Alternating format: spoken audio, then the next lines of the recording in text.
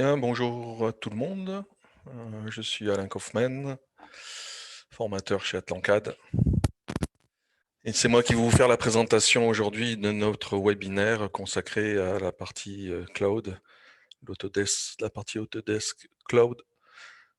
J'ai avec moi également Antonio d'Atlancad, qui est un de nos BIM managers, qui va me seconder le cas échéant et qui pourra intervenir ponctuellement. Tout à fait. Voilà. Bonjour à tout le monde. Bonjour, bonjour. Bien, on va démarrer ce webinaire donc consacré à Autodesk Docs, qui est un des modules du cloud Autodesk qu'on a aujourd'hui.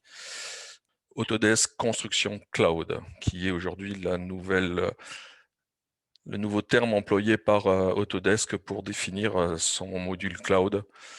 Vous le connaissiez déjà un petit peu sous la formule BIM 360, Autodesk BIM 360, avec les modules de design qui s'ajoutaient, les modules de coordinate ou de build qui s'ajoutaient. Il faut savoir que depuis février de cette année,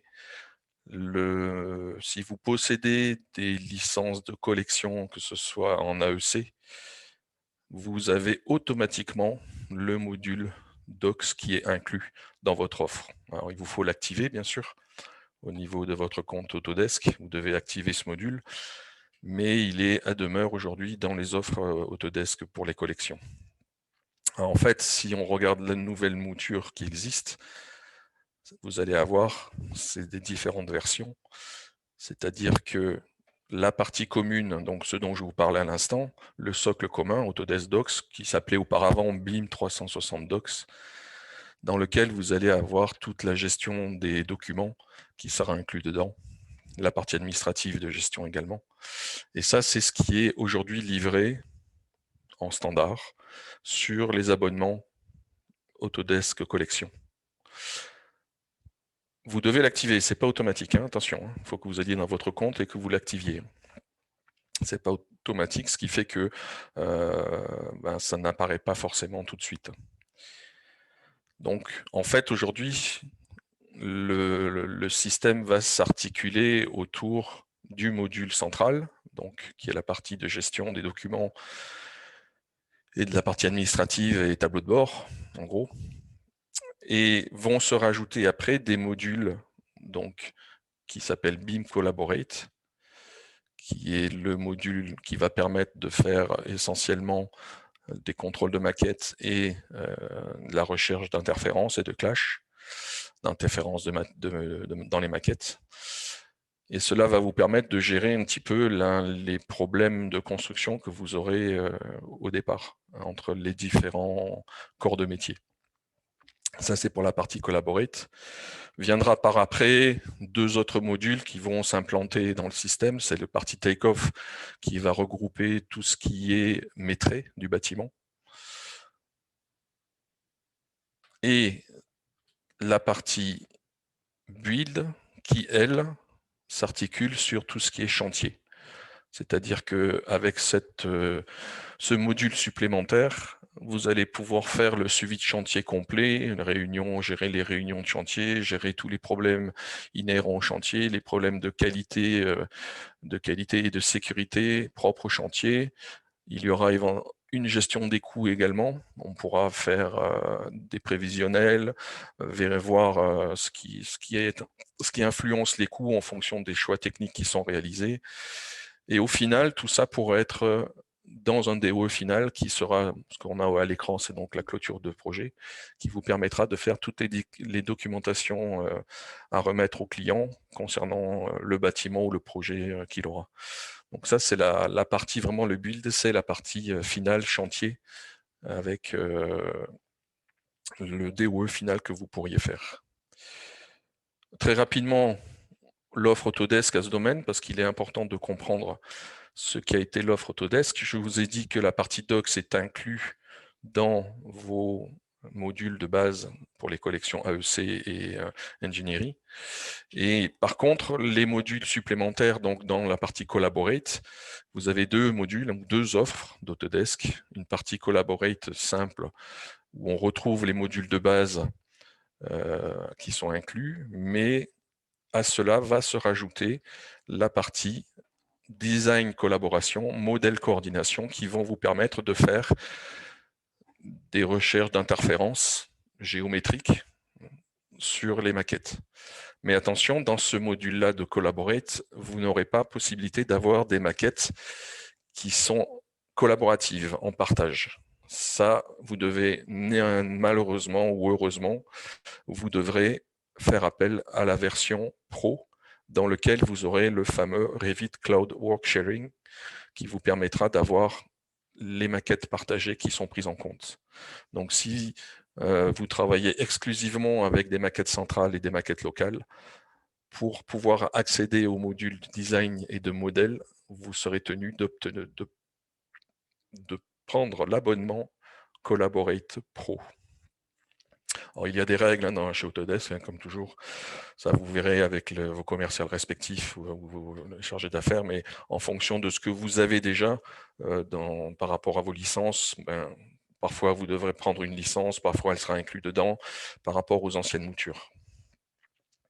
Donc ça, je vous donne cet aperçu essentiellement pour que vous preniez conscience que parfois il faut acheter, mais parfois que c'est inclus. Donc c'est les commerciaux qui pourront vous renseigner au mieux sur ce domaine.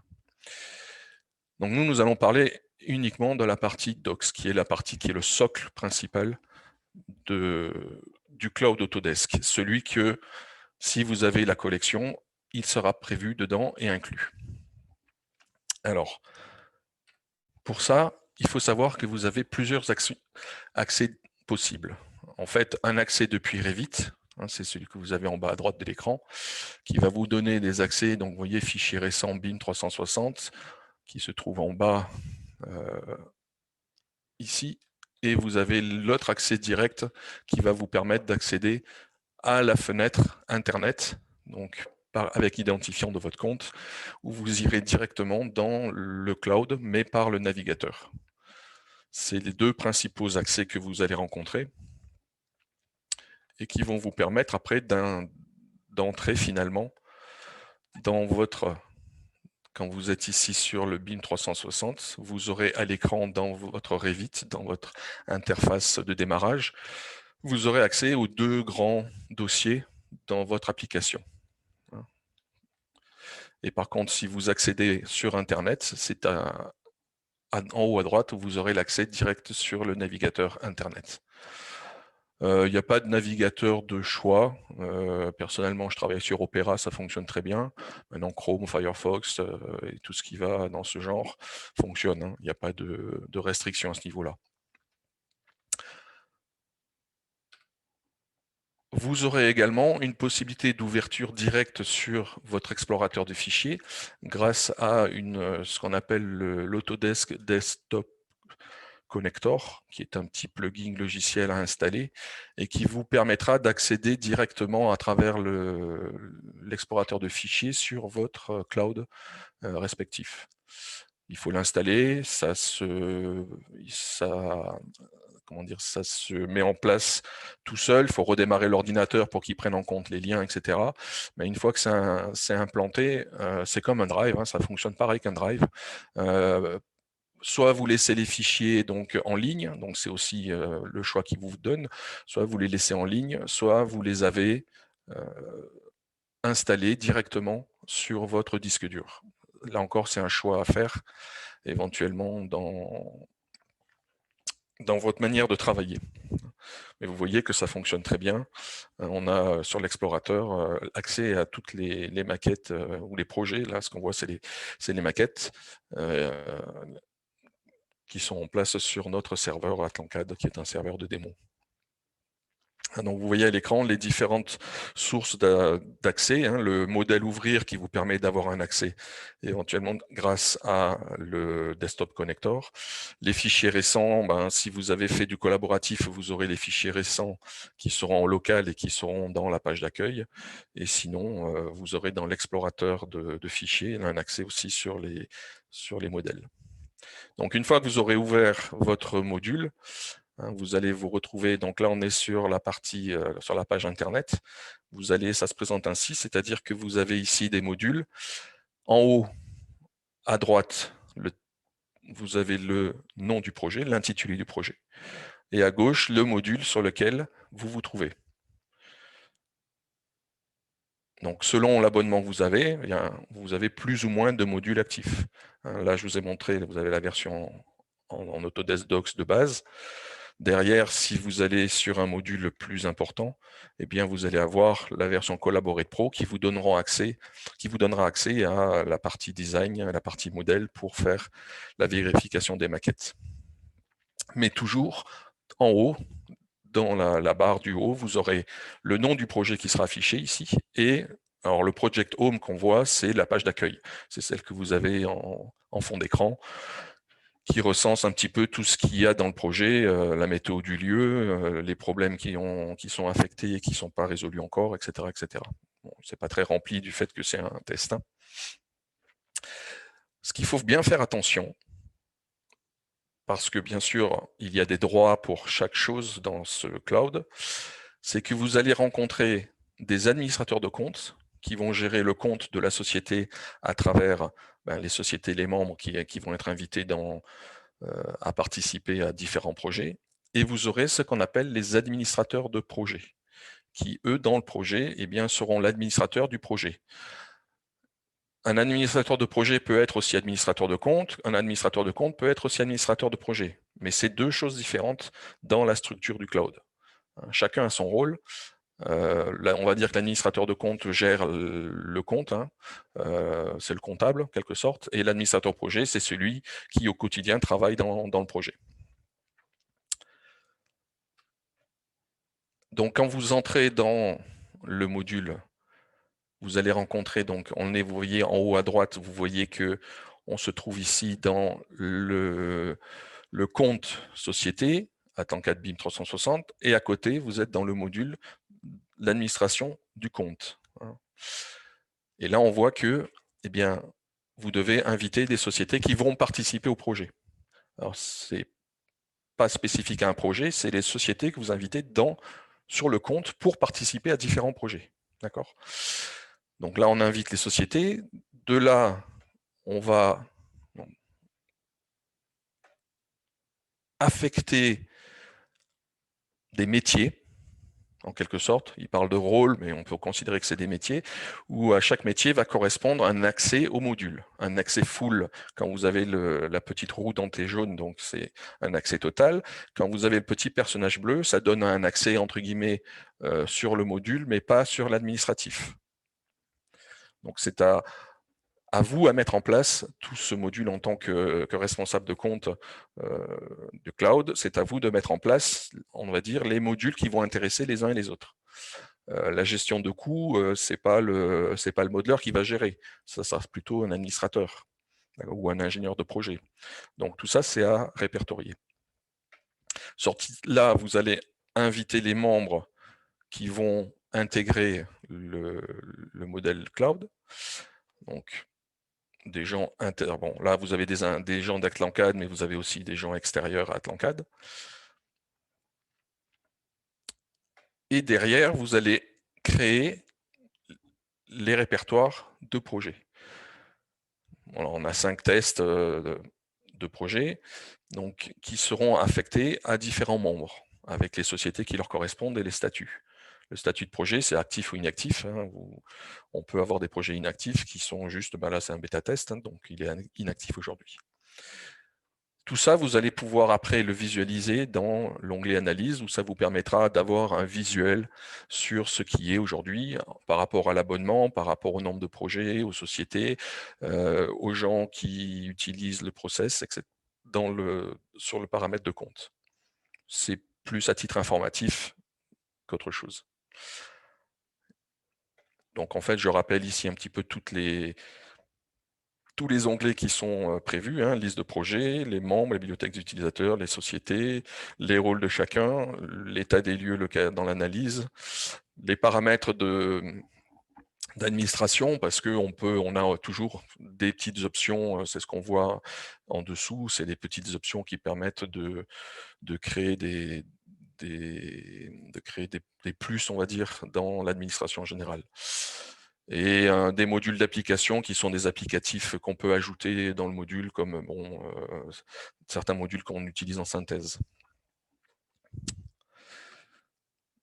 Donc voilà pour la partie administrative du compte. Donc maintenant, on va rentrer dans la partie projet. Donc on va devenir en fait dans la gestion de projet. Donc voilà un peu comment se présente la partie, l'arborescence du projet. Cette arborescence, vous la créez. Au départ, tout ce que vous avez dessus, c'est le projet, donc qui est la partie où on stocke les maquettes, et la partie plan qui va regrouper là, les feuilles, les DWG, des choses comme ça. Donc on est toujours, et ça c'est important, hein, je le montre souvent parce que par expérience, je sais qu'il est toujours important de vérifier où on se trouve dans les modules et dans quel projet on est. Donc il faut toujours être bien sûr d'être dans le bon projet quand on travaille. Vous avez donc ce que je vous disais, plan, projet, ce qui sont deux modules différents auxquels il faut faire attention parce que chacun a une gestion propre. À savoir que la partie projet, vous allez stocker des fichiers, les fichiers habituels, hein, PDF, DWF, des fichiers Navisworks, fichiers AutoCAD, des IFC, vous pouvez stocker ce que vous voulez, c'est une boîte à plans, en gros, une grosse boîte à plans. D'accord. Par contre, la partie plan, il y a des particularités, ça n'a pas du tout la même gestion. Vous n'avez pas de viewer, par exemple, dans cette partie plan. Mais par contre, sur tout ce qui est feuilles et cartouches, vous aurez un module de reconnaissance de caractères qui va vous permettre de créer des tags, des reconnaissances et de pouvoir lister et faire des recherches par après quand vous avez beaucoup de feuilles, sur des feuilles bien précises dont vous avez besoin, soit des références de feuilles, soit un nom particulier parce que vous recherchez une société, quelque chose comme ça. Donc sur la partie plan, c'est vraiment du stockage, mais avec une utilisation qui est recherche d'informations. Donc il faut faire attention. Maintenant, dans la partie fichier de projet, les fichiers, les fichiers dont je vous ai parlé, PDF, DWF, Revit, IFC, etc., il n'y a pas que ça. On peut avoir d'autres fichiers dedans. On peut mettre du fichier d'ingénierie, du STEP, on peut mettre des fichiers de SAT, on peut mettre un nuage de points, mais vous n'aurez pas la partie entre guillemets dynamique qu'on rencontre avec les autres fichiers que sont Revit, l'IFC, etc. Donc ça, c'est vraiment seulement du stockage sur certains fichiers. Je pense à des fichiers CATIA, je pense à les nuages de points. Donc tout ça, ça sera du stockage et qui permettra éventuellement pour d'autres intervenants de récupérer la maquette, puisqu'on peut télécharger les maquettes directement du cloud. Donc attention. Hein. Maintenant, quand vous êtes dans votre gestion de projet, là, vous voyez que on est vraiment dans l'arborescence avec les projets. La particularité, c'est la première chose qui saute aux yeux, c'est qu'on a cette traçabilité entre guillemets sur le projet, c'est-à-dire qu'on sait à quelle version de projet on se trouve. On n'a pas vraiment besoin de gérer, de mettre des noms spécifiques avec indice un tel, indice un tel. Le cloud gère lui-même les versions qui sont à jour en fonction de la publication pour chaque maquette. Donc c'est pour ça que vous avez cette colonne version dans laquelle vous pouvez indiquer, le système vous indiquera la version du modèle, combien de fois il a été publié. À côté de ça, vous avez la taille, la date où il a été, la dernière utilisation qu'il y a eu, et vous avez surtout à droite les annotations. C'est-à-dire que si quelqu'un met une annotation, ça apparaîtra ici en noir, ça vous signalera qu'il y a une annotation qui a été faite ou qu'il y a un problème qui a été posé. Un problème, un choix de matériaux ou un choix de produits. Donc il y aura un problème qui aura été levé. Ce qui fait que vous aurez sur votre maquette ces informations et vous pourrez aller les voir. En cliquant dessus, vous pourrez aller les voir. De là, vous avez un tas d'outils, c'est ce qu'on voit au-dessus. Vous avez un tas d'outils qui vous permettent de déplacer les maquettes éventuellement, de faire des copies, d'effacer, de partager, de faire des bordereaux de transmission éventuellement, etc. Vous avez aussi la possibilité, comme je vous parlais de différentes versions, eh bien, vous avez aussi la possibilité de vérifier les anciennes versions de maquettes et de les comparer. Vous voyez qu'en bas, à droite, vous avez comparé les versions. Et donc, ça vous permet de voir quelles ont été les modifications de fait dans votre modèle. Donc, simplement en les sélectionnant, et vous faites un comparatif. Il va vous faire un comparatif de moquette. Là, on est directement sur le cloud, et la particularité là, et c'est pour ça que je parlais d'une boîte à plans dynamique, c'est que quand vous allez sur la maquette, vous cliquez dessus, vous avez des vues qui sont déjà enregistrées pour la version modèle en 3D et qui vont vous donner accès à un tas d'outils. Donc là, vous êtes dans le viewer du cloud. Et ce viewer de cloud va vous permettre d'avoir accès à une multitude d'outils. Donc c'est ce que vous avez en fait en bas de l'écran de la 3D. Vous avez un tas d'outils. Pour ceux qui font du Navisworks, on va retrouver certains outils. C'est un peu pareil, l'outil de coupe qui vous permet de sectionner un peu la maquette. Donc voilà un peu les outils qu'on va retrouver, le zoom. On peut comparer, on peut avoir du multifénétrage, on peut donc là comparer les maquettes. C'est là que vous avez le modèle de comparaison. Vous allez pouvoir visionner les propriétés des objets, paramétrer éventuellement votre vue, votre visibilité. Pour les coupes, vous voyez que vous avez des outils de coupe. Ça ressemble à du Navisworks et à d'autres logiciels qui vous permettent de voir un petit peu une coupe sur un modèle 3D. Vous aurez possibilité ici, alors, vous avez l'onglet 3D parce qu'on est dans la vue 3D, mais à côté de ça, vous aurez un onglet 2D.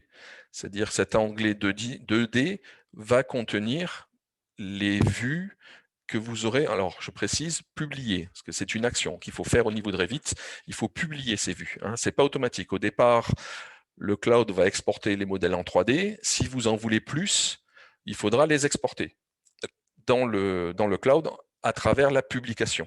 Il faudra publier et sélectionner les publications à faire. Et ça se fait depuis Revit.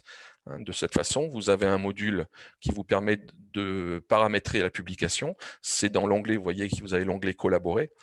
Dans l'onglet collaborer, vous aurez deux onglets supplémentaires, gérer les modèles cloud et la publication, les paramètres de publication. Et de là, vous pourrez publier les vues qui vous intéressent. Donc, je vous remontre.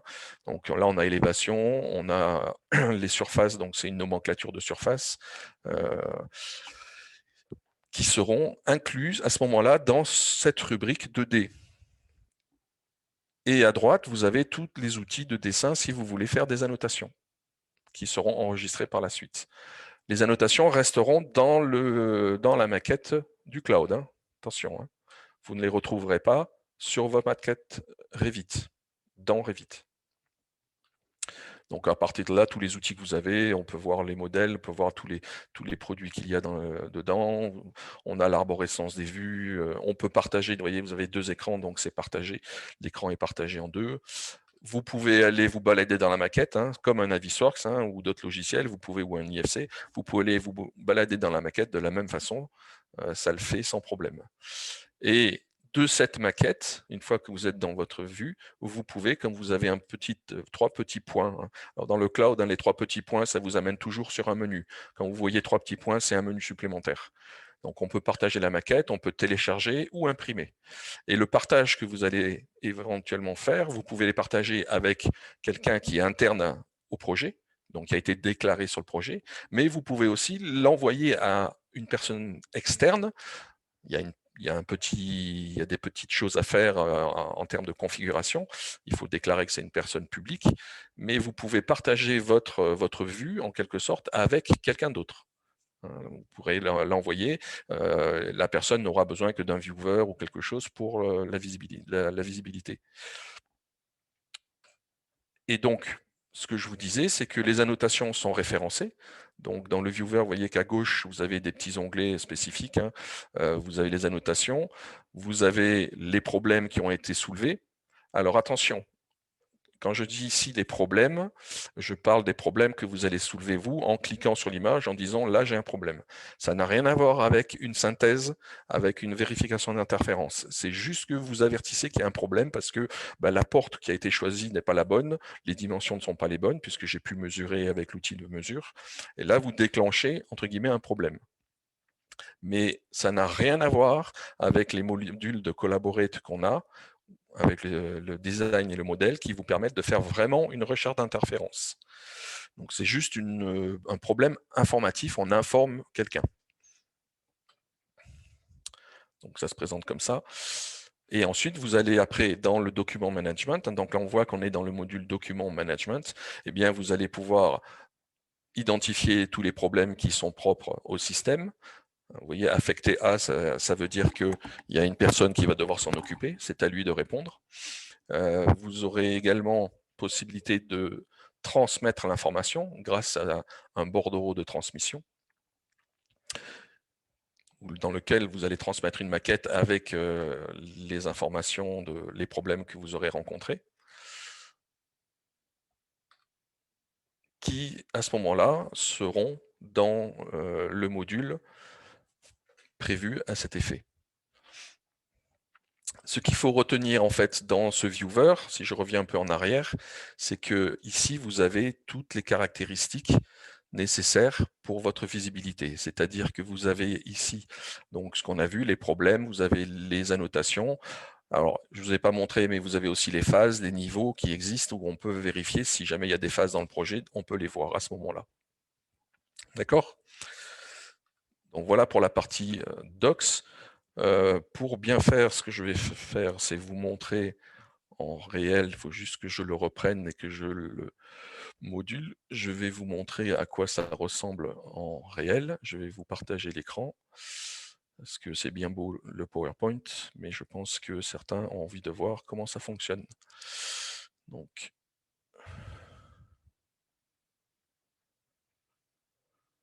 alors, Olivier Salé demande, peut-on déplacer ce répertoire vers un autre disque? Qu'est-ce que vous entendez par disque? Vous pouvez déplacer un répertoire dans le cloud, mais pas sur un disque externe. On est dans un cloud, on est sur un modèle qui est, comment je peux dire, externalisé. D'accord?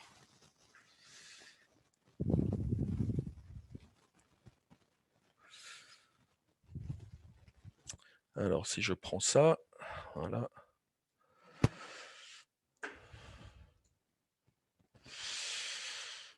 J'espère que je partage le bon écran. Normalement, oui. Donc voilà, ici, je suis dans l'administration de projet. Et si je vais dans mes documents, voilà, j'arrive dans mes documents. Guillaume, tu me confirmes qu'on voit bien l'écran? S'il te plaît. Oui, oui, Alain, je peux te le confirmer. Moi. Ok, parce que j'avais un doute, on n'a pas le retour là-dessus. Donc voilà un petit peu la manière dont on peut procéder sur un projet. Vous avez donc le lot d'architecte qui est là, lot structure qui est là dans un répertoire. Alors les autres ne sont pas remplis pour l'instant, mais ici, si je vais effectivement sur ma maquette archi, je fais un double clic, j'entre dans le viewer directement. Et j'ai l'affichage de ma maquette. Et vous voyez que c'est très rapide. Hein. Moi, je travaille sur de la 4G, hein, j'ai pas de fibre, je suis juste sur de la 4G, ça fonctionne très bien. Et c'est très facile d'utilisation. Si je partage ma maquette, voilà, j'ai mes deux vues, je peux travailler sur une vue comme je peux aller reprendre l'autre vue. Ok.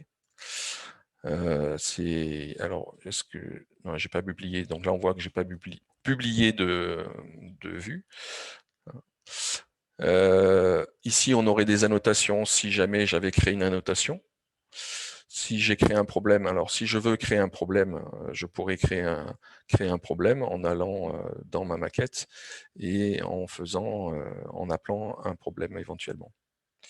Je ne veux pas le faire parce que c'est une maquette que je suis en train de préparer, donc je ne veux pas en faire de trop. Si je reviens, donc si je sors de mon viewer, donc ici on voit en haut que je suis dans mon modèle de maquette, de projet. Je suis dans document management. Il me suffit de changer de module et il va m'afficher le module général de présentation de mon projet. Alors, il fait l'analyse, en fait, c'est la première fois, voilà. Vous voyez, je suis bien à Strasbourg, je suis à Elkirch. Ça va, il fait pas trop mauvais. Bon, il n'y a rien dedans parce que j'ai aucune notion, j'ai aucun problème pour l'instant. Le process n'a pas été activé. Si je viens sur le compte de projet, donc je me retrouve avec justement les invités, les membres qui ont été invités. Je me retrouve avec les sociétés. Alors là, il y a 4 puisqu'on est les seuls sur le projet. Et en fonction de l'abonnement que vous aurez, c'est là que vous pourrez activer les modules supplémentaires. De base, vous aurez Document Management et Inside. De l'autre, eh bien, en fonction des abonnements, Design Collaboration, il manque le modèle coordination dans l'abonnement, donc on ne l'a pas. Et bon, alors après, ici, c'est la gestion générale. On gère la partie problème et où on va lui indiquer comment on veut avoir les informations, comment elles vont arriver. C'est-à-dire que on va lui demander d'avoir un contrôle sur les informations totales ou juste l'affichage. Bon, là, c'est là que s'appliquent un peu toutes les règles de gestion des autorisations et des visas pour le cloud. Ça, c'est des choses qu'on voit plus en détail dans formation, mais là, c'est une présentation qu'on fait. Pareil pour les notifications éventuelles, on peut lui dire je veux être informé de ce qui se passe de manière instantanée ou de manière horaire, une fois par semaine ou une fois par jour, etc. Et on crée une routine sur la partie issue, qui sont un peu les visas d'information. Là, on a réglé sur instantané, comme ça, on a l'information de suite, quoi. Donc, ça, les profils. Bon, ça c'est le profil de société, c'est des choses, c'est la première chose qu'on fait quand on ouvre un nouveau projet. On crée le profil de la société de manière à pouvoir après gérer les sociétés qu'on va inviter. Pour inviter des sociétés, c'est très facile, dans le compte. Dans le compte en général, eh bien les sociétés sont là. Vous faites simplement ajouter et puis vous renseignez les sociétés que vous voulez ajouter. D'accord ? C'est pas plus difficile que ça. Pareil pour les membres. Et là, on rajoute les projets de la même façon sur le compte administrateur. Et après, ces sociétés qui sont, sur les projets qui sont là, eh bien chacun peut avoir un accès plus ou moins important en fonction des droits qu'on lui donne dans le projet. Puisque si je regarde dans le projet qui nous concerne Strasbourg, ici, sur le projet admin, pardon, sur la doc. Ici, donc, je suis dans la partie documentation, d'accord ? Si je prends ce modèle, vous pouvez attribuer des autorisations spécifiques en fonction des besoins. Puisque là, on est un bon contrôle de dossier, comme on est administrateur de projet, on a le contrôle total. Mais si vous n'êtes qu'un invité, c'est à nous de déterminer le niveau de lecture que vous aurez ou de contrôle et si vous y avez accès ou si vous n'avez pas accès. Par exemple, les architectes qui sont ici, eh bien, je pourrais leur donner une autorisation limitée dans le process. Donc, c'est à moi c'est au responsable de projet de gérer toute cette partie-là. Donc c'est un peu comme ça que ça va se faire. Et derrière, vous aurez les visas donc à travers les revues, les bordereaux, transmissions et les problèmes. Ce qu'il faut savoir, c'est qu'avec Revit, donc hormis le fait que vous pourrez, si vous travaillez avec une maquette collaborative, vous pourrez donc récupérer la maquette. Mais grâce à des plugins, donc il existe un plugin qui s'appelle Issue, qui vous permet en même temps de récupérer les maquettes, de pouvoir avoir les problèmes qui sont identifiés dans votre maquette, directement dans Revit. Donc il faut ce petit plugin qui s'appelle Issue, que vous pouvez trouver sur la boutique d'Autodesk et qui vous permettra d'avoir l'information directement dans Revit. Donc en gros, voilà un petit peu le fonctionnement du cloud d'Autodesk. Moi j'appelle ça, c'est une boîte à plans plus perfectionné que la simple boîte à plans, et avec des modules dynamiques qui vous permettent quand même d'avoir des visions bien particulières et d'avoir un viewer intégré avec toutes les informations qu'on pourrait demander. Si vous avez des questions, n'hésitez pas, soit vous passez par le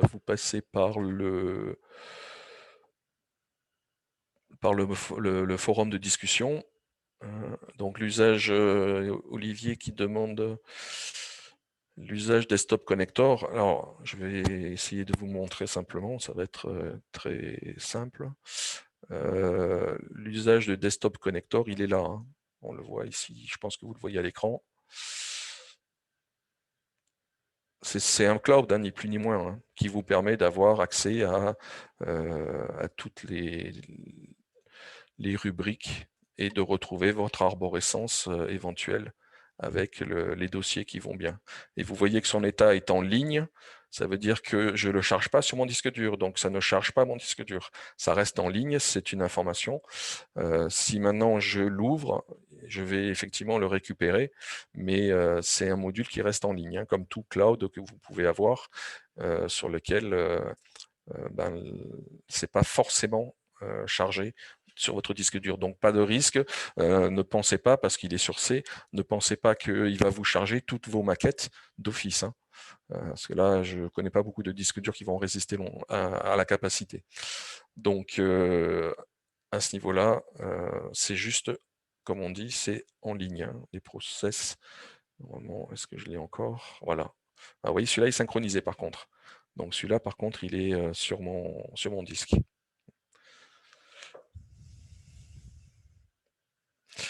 Alors, pour les fichiers liés, effectivement, il y a une possibilité d'avoir des fichiers liés. Vous voyez ici qu'on peut charger des fichiers aussi, mais il faut savoir que quand on est en collaboratif, vous devez avoir des fichiers qui... quand vous chargez une maquette, elle est automatiquement chargée toute seule. Mais on peut l'avoir en lien, c'est-à-dire qu'on peut avoir l'option de charger des fichiers liés. Quand vous chargez des fichiers liés, il va vous demander quel est le fichier parent, c'est-à-dire en fait la maquette archi. Là, si je charge la maquette archi avec la maquette structure, je vais lui dire que la maquette archi est la maquette liée. D'accord. Sauf que l'inconvénient, c'est que vous ouvrez une maquette liée avec du MEP dedans, eh bien, l'affichage que vous avez, vous ne pouvez pas moduler l'affichage comme sur un Revit. Ce qui fait que le MEP, vous ne le verrez pas, ou très peu. Vous verrez les sorties de toiture, des choses comme ça, ou le groupe est à l'extérieur. Parce que le modèle 3D est en format, on va dire, en discipline coordination. Donc, on peut lier des fichiers, mais si vous avez toute la structure dedans en MEP et tout, vous ne la verrez pas. Mais il ne faut pas vous inquiéter dans le sens où vous vous dites, ouais, mais la synthèse que je veux faire, il me faut connaître, avoir les deux maquettes, c'est vrai. Sauf que, alors je vais un peu plus loin, avec le module Collaborate Pro ou Collaborate Simple, on partage, on crée un espace de coordination dans lequel on va dire entre telle maquette et telle maquette, je veux faire une vérification d'une synthèse. Et donc, le module Collaborate va vous permettre de faire une synthèse propre avec les deux maquettes en question, CVC plomberie ou CVC architecte, etc. Donc, le fait de lier des maquettes, alors ça peut jouer quand on a une maquette de structure, mais sinon, pour le MEP, c'est pas forcément utile. Et pour la synthèse, si les maquettes sont séparées, comme c'est le cas en général, ça ne dérange pas puisque dans le système de collaboration du cloud, on est obligé de créer ce qu'on appelle des espaces de coordination avec des équipes de coordination qui sont référencées et on choisit les maquettes qu'on va collaborer, qu'on va synthéser en fait pour faire la recherche d'interférences. Donc voilà. Pour les fichiers liés, de toute façon, si vous voulez lier des fichiers, c'est uniquement ici. Vous ne pourrez pas directement le faire. Si vous faites une maquette, si vous prenez une maquette déjà qui est liée et que vous la mettez en collaboration, et qu'ensuite vous la mettez dans le cloud, il faut savoir que le chemin d'accès sur le lien, il faudra le refaire. C'est-à-dire qu'il faudra dire recharger depuis, et il faut, grâce au desktop connector, il vous faudra aller chercher l'adressage exact ou le chemin exact sur le BIM 360. Sinon, vous n'aurez pas le lien de maquette. BCF, en fait, le BCF, vous allez le retrouver, je vous avais parlé tout à l'heure que vous aviez des applicatifs spécifiques que vous pouviez ajouter. Et effectivement, alors c'est dans le compte, vous avez ici des applications dans le compte où vous pouvez ajouter des modules, effectivement. Et ces modules, et entre autres, vous avez le BIM Collaborate qui est prévu. Donc, vous pouvez l'activer.